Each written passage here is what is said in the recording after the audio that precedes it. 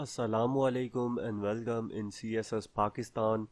इस लेक्चर में हम पॉलिटिकल एवोल्यूशन सिंस 1971 को पढ़ेंगे।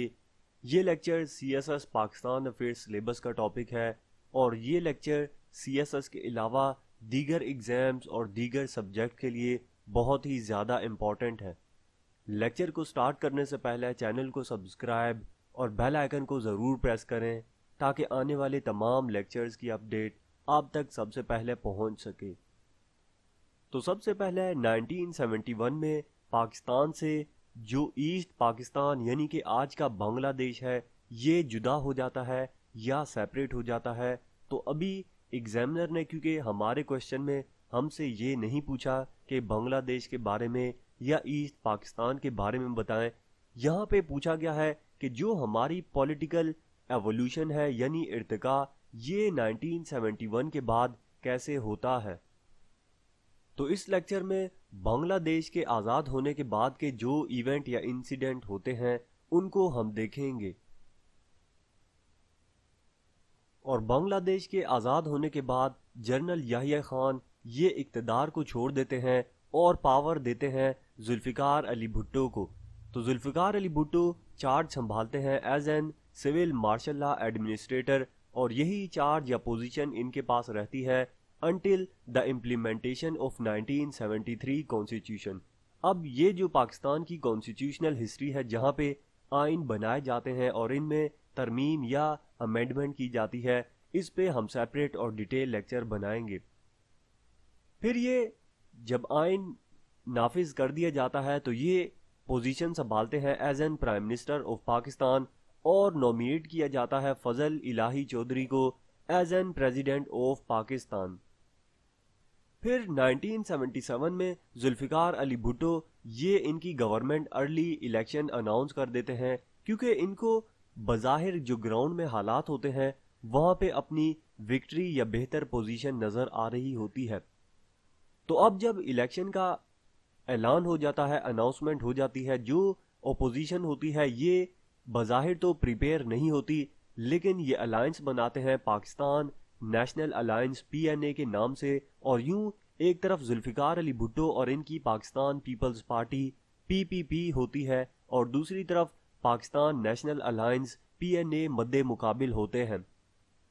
जो पाकिस्तान नेशनल अलायंस है ये बेसिकली 9 पॉलिटिकल पार्टीज का अलायंस होता है और ये मैसिव इलेक्शन की कैंपेन अनाउंस करते हैं। यहाँ पे डोर टू डोर जाया जाता है और एक ह्यूज सपोर्ट इनको पब्लिक की तरफ से मिलती है।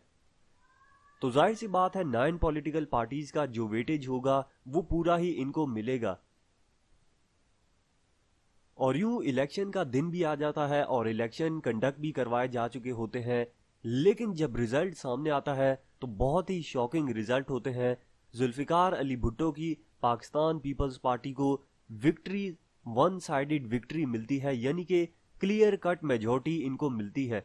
तो जब ये 9 पॉलिटिकल पार्टीज का अलायंस देखता है कि जो सपोर्ट इन्हें ग्राउंड में नजर आ रही थी कम से कम वो भी नहीं मिली, तो ये क्या करते हैं, एहतजाज करते हैं। जो इनका एंगर होता है, गुस्सा होता है, वो फूट पड़ता है और यहाँ पे हालात खराब हो जाते हैं।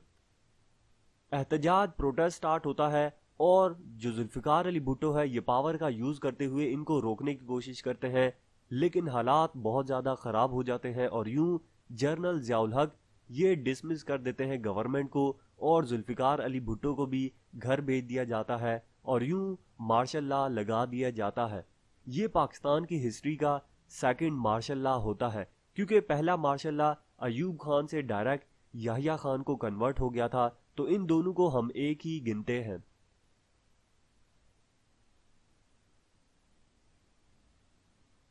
जनरल ज़ियाउल हक जैसे ही पावर को ऑक्युपाई करते हैं फौरन ही ये इमीडिएटली स्टार्ट करते हैं इस्लामाइजेशन का प्रोग्राम। जब हम इनकी बायोग्राफी को सेपरेट और डिटेल लेक्चर में कवर करेंगे वहाँ पे ये तमाम जो इनके काम थे अच्छे या बुरे हों इनको हम डिटेल में देखेंगे।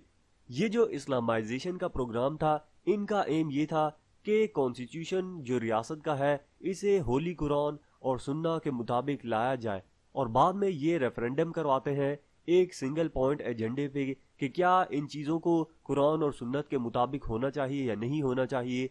तो जब यहाँ पे रिजल्ट आते हैं इनको भी 95% से ज़्यादा विक्ट्री मिलती है, यानी कि लोग इनकी बात में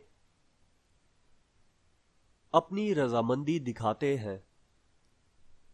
और यहाँ पे इन इलेक्शन को या रेफरेंडम को कंडक्ट करवाने से पहले जियाउल हक क्या करते हैं, जुल्फिकार अली भुट्टो को एक मर्डर के केस में इनको हैंग करवा दिया जाता है, यानी कि सजाए मौत, फांसी की सजा दे दी जाती है। और यूं जुल्फिकार अली भुट्टो के मरने के बाद या इनके पॉलिटिकल वैक्यूम से जो पाकिस्तान के पॉलिटिकल क्लाउड में वैक्यूम क्रिएट होता है या स्पेस क्रिएट होती है, 1985 तक कोई भी इसको फुलफिल नहीं करता। और यूं जनरल जियाउल हक ये सिंगल हैंडेडली पूरे मुल्क को 1985 तक रन करते हैं।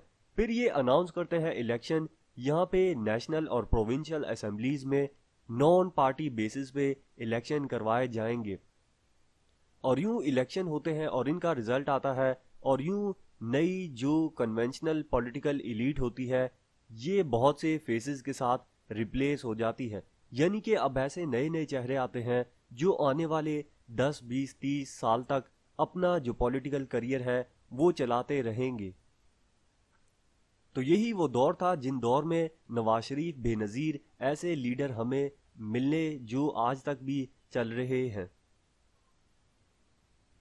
और फिर ऑपोजिशन यहाँ पे एक तहरीक चलाती है under the banner of MRD, movement for the restoration of democracy, यानी कि डेमोक्रेसी को बहाल किया जाए और जितने भी इलेक्शन है ये पार्टी बेसिस पे करवाए जाए।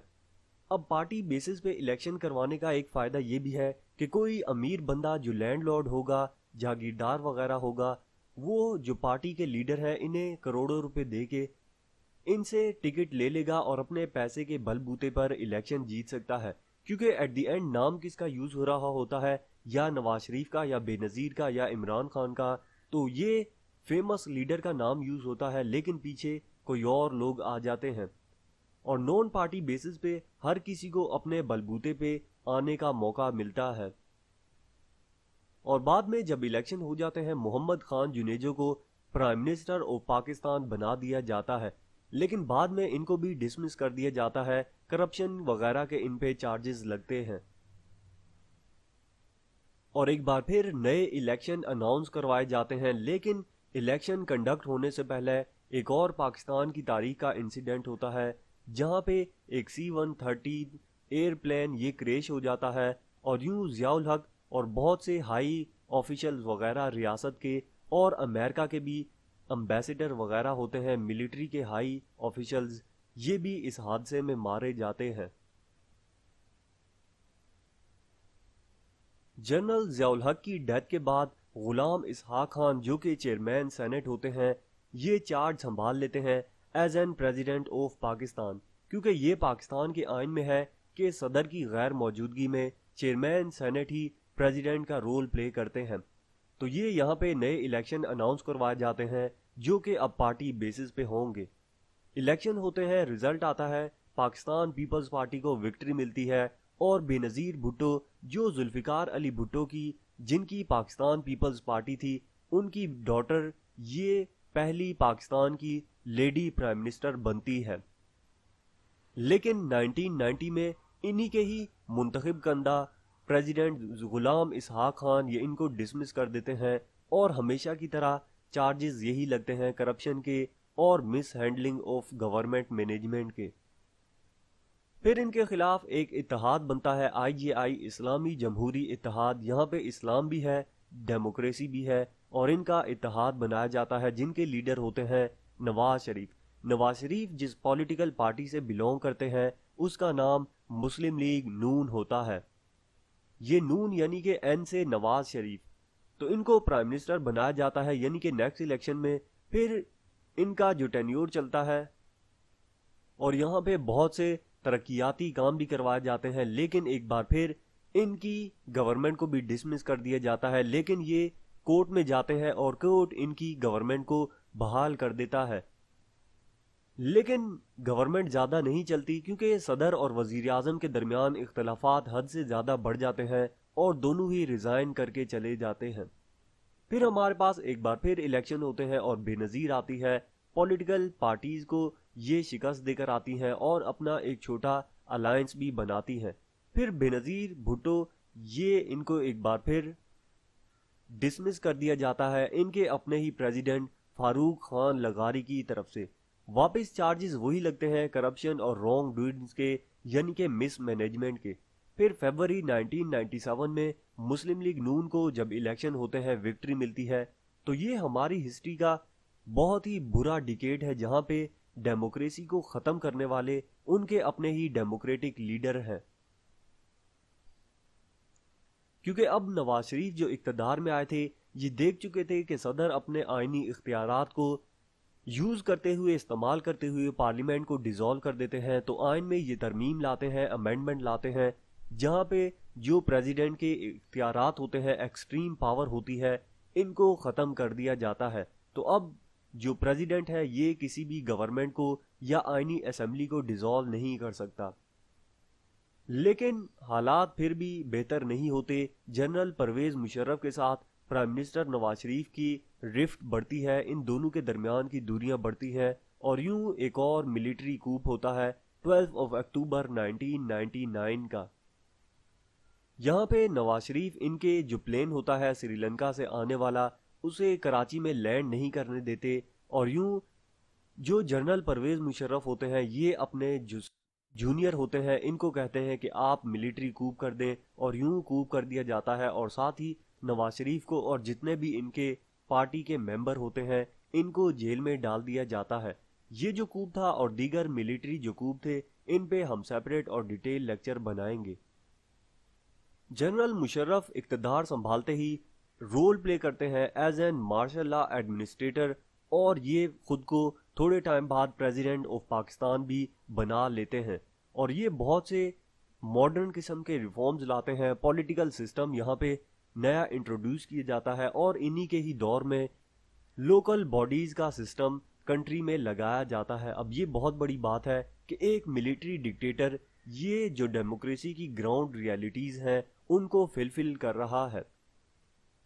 हालांकि ये काम पॉलिटिकल लीडर्स की तरफ से होना चाहिए था, लेकिन 2001 में रेफरेंडम होते हैं और यहाँ पे इनकी प्रेसिडेंसी को वैलिडेशन दी जाती है और इनका मार्शल लॉ भी तूल किया जाता है और यहाँ पे इनको रेफरेंडम में लैंडस्लाइड विक्ट्री मिलती है और ये बहुत ही बड़ी प्रोमिनेंट पोजीशन संभालते हैं मुल्क की।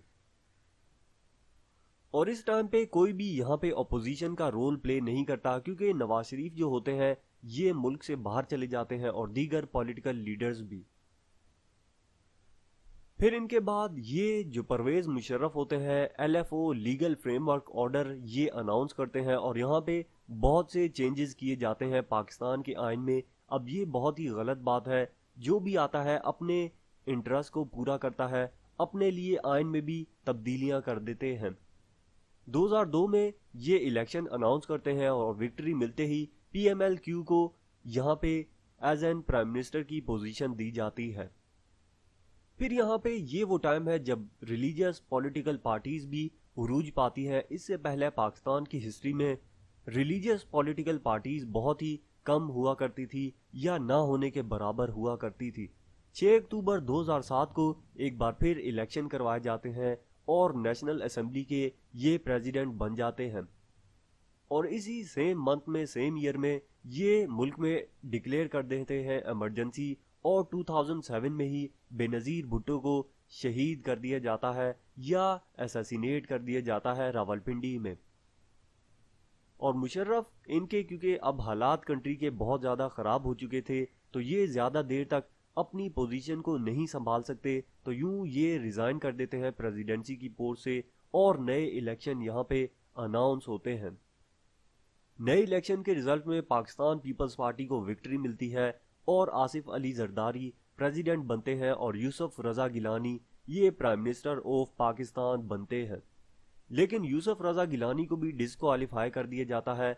बेसिकली डिस्क्वालीफाई इसलिए किया जाता है कि सुप्रीम कोर्ट इनसे कहता है कि स्विस बैंक को आप लेटर लिखें कि पाकिस्तान की जो रकम है वो पाकिस्तान तक वापस दी जाए। तो ये टाल मटोल से काम करते हैं और इनको घर भेज दिया जाता है और राजा परवेज अशरफ ये प्राइम मिनिस्टर बनते हैं। लेकिन 2013 में इलेक्शन होते हैं और पहली बार पाकिस्तान की हिस्ट्री में कोई डेमोक्रेटिक गवर्नमेंट अपना टेन्योर कंप्लीट करती है। 2013 में जो इलेक्शन होते हैं, PMLN को विक्ट्री मिलती है और Nawaz Sharif prime minister of Pakistan बनते हैं and Mamnoon Hussain president of Pakistan बनते हैं।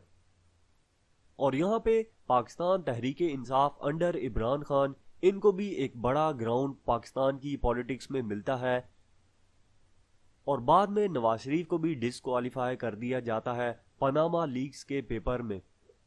इनकी डिस्क्वालिफिकेशन के बाद शाहिद खाकान अब्बासी प्राइम मिनिस्टर बनते हैं और 25 जुलाई 2018 को इलेक्शन होते हैं और यहाँ पे Imran Khan prime minister of Pakistan बनते हैं और आरिफ अलवी ये प्रेसिडेंट ऑफ पाकिस्तान बनते हैं।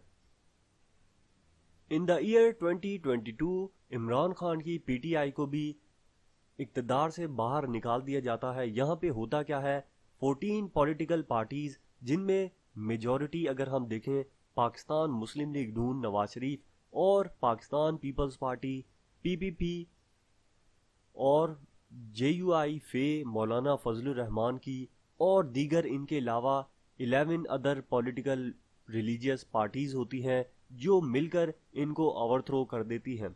अब यहाँ पे देखने की बात यह है कि PMLN नवाज शरीफ और ये जो पीपल्स पार्टी थी, ये पाकिस्तान की हिस्ट्री में लास्ट 40-50 ईयर्स में एक दूसरे के बदतरीन मुखालिफ थे। तो ये यहाँ पे अचानक रातों रात एक पेज पे कैसे आ जाते हैं और सबको मिलाकर PTI को या इमरान खान को इक़्तिदार से हटा दिया जाता है। अब अगर हम देखें पाकिस्तान की पॉलिटिक्स फेल कैसे होती है, जैसे कि हमने देखा हर प्राइम मिनिस्टर पे corruption, wrong doing, miss management के चार्जेस लगते हैं और इनको ओवरथ्रो कर दिया जाता है। तो सबसे पहले करप्ट अलाय।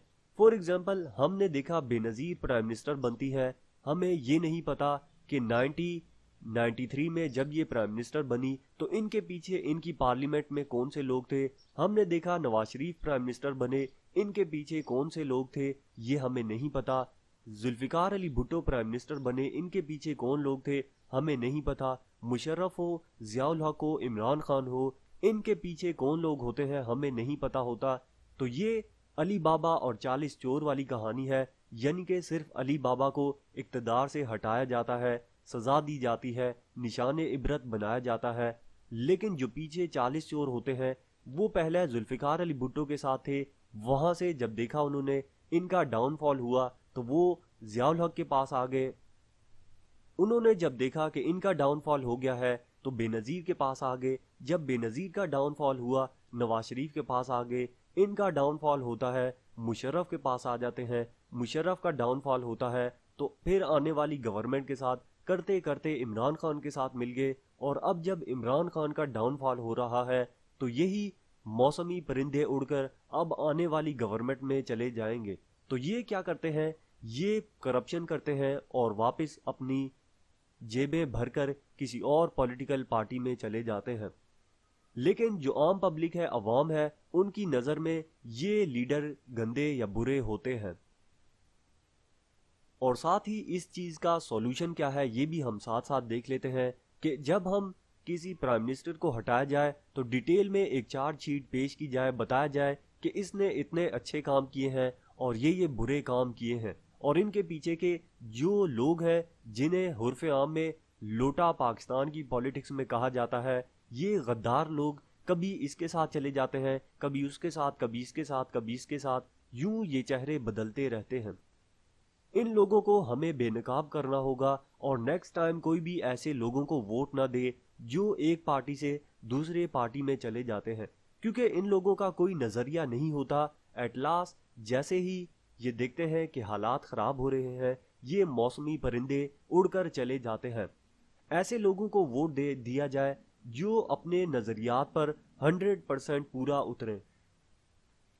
फिर big power interest, big power से मुराद America, China, Russia, India, Saudi Arabia, Iran, Turkey और दीगर जो बड़ी ताकतें हैं। अब इनका पाकिस्तान की पॉलिटिकल हिस्ट्री में या पॉलिटिकल जो इन्वायरमेंट है यहाँ पे बहुत बड़ा हाथ है, इनका असर रसूख रहता ही है। और इसके बाद ओनली करप्शन चार्जेस, यानी कि जब भी गवर्नमेंट को हटाया गया सिर्फ करप्शन के ही चार्जेस क्यों लगते हैं, और अगर आपने चार्जेस लगाए हैं तो उसकी सज़ा ये नहीं है कि आप किसी को फांसी दे दें या दोबारा वापस इक़्तिदार में ले आए, बल्कि लूटी हुई दौलत अवाम को या रियासत को वापस दिलवाएं। तो ये गलत है कि आपने नवाज शरीफ या बेनज़ीर को सिर्फ इसलिए निकाला कि करप्शन की है। वो पैसा कहाँ गया आपसे कोई पूछने वाला है या नहीं है, उन प्रेसिडेंट से कोई पूछने वाला है या नहीं है जिन्होंने अपनी ही मुंतखब करदा गवर्नमेंट का तख्ता उल्टा। फिर civil military ties, civilian military relation को हमें बेहतर करने की ज़रूरत है, और दीगर जो हमारे इदारे हैं इनको भी ताकत दी जाए, क्योंकि कोई भी रियासत अब मॉडर्न दौर में आर्मी पे ही रिलाय नहीं करती। यहाँ पे हर महकमे को, हर इदारे को उसकी जो कानूनी हैसियत है उसके मुताबिक एम्पावर किया जाए, इख्तियारात दिए जाएं, और इनके बाद ओपोजिशन इंजॉय। अगर हम पाकिस्तान की हिस्ट्री में देखें, एक बहुत ही बुरी बात यह है कि हारने वाला कभी भी नहीं मानता कि इलेक्शन में कोई एक नंबर काम हुआ है, बल्कि ये कहते हैं कि धांधली हुई है। तो आज आप किसी का इक़्तिदार उल्टने में मज़ा करेंगे, तो कल को जब आपका इक़्तिदार आएगा तो वो भी यही करेगा, आपकी कुर्सी खींचने की कोशिश करेगा। तो जैसे हमने देखा 1980s और 90s की दहाई में बेनज़ीर नवाज शरीफ के दरमियान में यही होता रहता है। फिर इसके बाद पब्लिक वेलकम। पब्लिक हमारी बहुत ज़्यादा डिवाइड है, कोई जुल्फ़िकार अली भुट्टो को लाइक करता है, कोई मिलिट्री को लाइक करता है, कोई नवाज शरीफ को, कोई मुशर्रफ को, कोई बेनज़ीर को, कोई इमरान खान को, कोई रिलीजियस पार्टी को। हम इतने ज़्यादा डिवाइड हैं ज़बान की बेसिस पे, रंग नस्ल की बेसिस पे, फ़िरका वारियत की बेसिस पे। तो जब भी एक गवर्नमेंट को हटाया जाता है मुखालफीन खुश होते हैं, वो ये सोचते हैं कि आज इसका इक़्तिदार उल्टा है, इसका मतलब हमारे लिए रास्ता खोल दिया गया है। हालांकि ऐसा नहीं होता। आज अगर किसी का तख्ता उल्टा गया है तो कल आपका भी यही हाल होगा। तो इन तमाम चीज़ों को हमें बेहतर करने की ज़रूरत है। अगर किसी पे बुरे चार्जेस लगते हैं तो वो चार्जेस का काम भी पूरा किया जाए, यानी कि लूटी हुई दौलत मुल्क में वापस लाई जाए। और अगर आप ये काम नहीं कर सकते तो आप अवाम से माफ़ी मांगे और दोबारा उस पोजीशन पे वापस जाएं। और इस मामलात में हमारी जुडिशरी को भी बहुत ज़्यादा एक्टिव रोल प्ले करने की ज़रूरत है। तो यहाँ पे हम अपने लेक्चर को कंक्लूड करते हैं जो हमने पढ़ा, पॉलिटिकल एवोल्यूशन सिंस 1971। उम्मीद करता हूँ लेक्चर आपको पसंद आया होगा। चैनल को सब्सक्राइब करें, बेल आइकन को प्रेस करें, लेक्चर को ज़्यादा से ज़्यादा शेयर करते हुए कमेंट बॉक्स में अपना फीडबैक दें। Thank you for watching and अल्लाह हाफिज़।